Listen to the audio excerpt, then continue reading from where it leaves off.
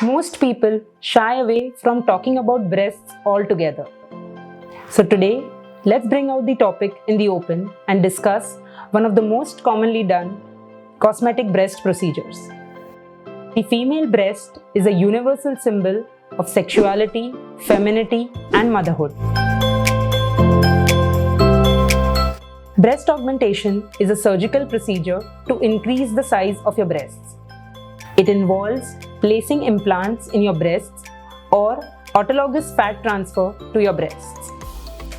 Do you feel you need a breast augmentation?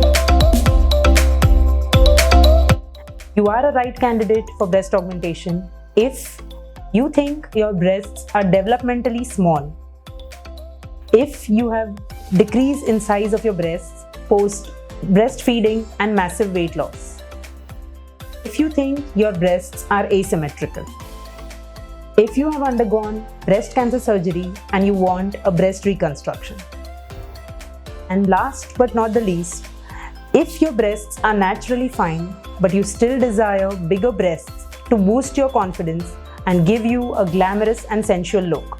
To them, I recommend a breast augmentation procedure as it can provide a more proportionate body contour. Now let me explain what is done for a breast augmentation. Breast augmentation is a daycare procedure done under general anesthesia. For breast augmentation with implants, a scut is placed beneath your breasts in the fold below. A space is created beneath the breast tissue or the chest muscle depending on your body type. Once the space is created, the implant that has been selected preoperatively is inserted into the space. Once the implant is inside, the tissues over the implant are closed in layers. The implants used for this procedure are silicone gel implants which are FDA approved. But the post-operative protocol is equally important.